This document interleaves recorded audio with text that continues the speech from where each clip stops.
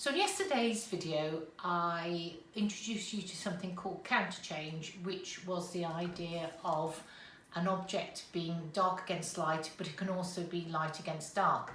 And I can better illustrate that if I show you this. This is a drawing I did some time ago.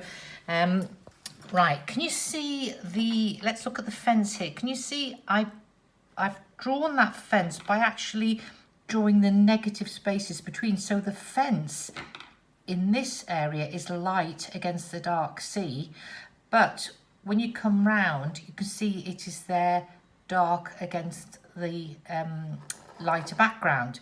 And again, it changes. Look, it's dark against the light background, and there it goes back to light against a dark background.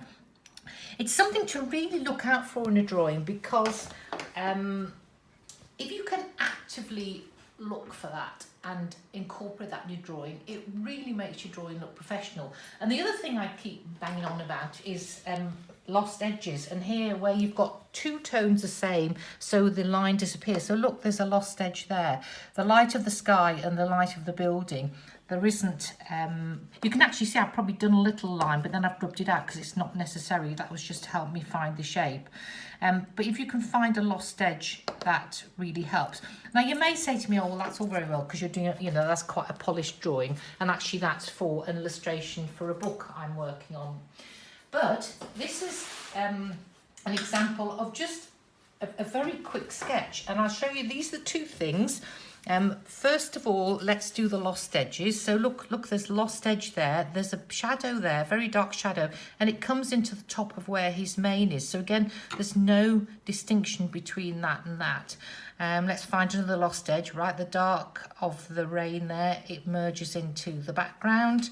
And another lost edge here, where you've got the shadow and it merges into a dark area on his muzzle. Where we've got light against dark and dark against light, this counterchange idea. So you've got the light tip of his ears against the dark background, and then you've got the light bit of his face against the dark background. Here you've got the dark bit of the shadow of his undercarriage against the light background, and you've got the dark bit of his back against the light. So this is what I mean by counterchange. And also, what you're drawing depends very much of the time of day, because all the lost edges and all that counterchange is going to vary greatly. So yesterday, when we looked at the two bits of driftwood, one was in the evening, one was in the afternoon, and they're actually quite different things. So today's exercise is nothing about drawing. Today's exercise is a bit of brain training. So I want you to go out for a walk, or just sit in your garden, whatever, and I want you to look for something in which you can see counterchange. Now, you might have to squint a bit, because that always helps. Try not to fall over, but if you squint a bit, and it might be something like a telegraph pole. A telegraph pole is often light at the bottom against the grass, and then when it gets into the sky, it's dark. So you've got light against dark, and then dark against light. You often find it with a tree trunk, because the tree trunk will be against maybe the dark interior of a forest. When it gets above the canopy of the forest, it'll be quite stark silhouette, so it'll be dark against light. So again, you've got that counterchange.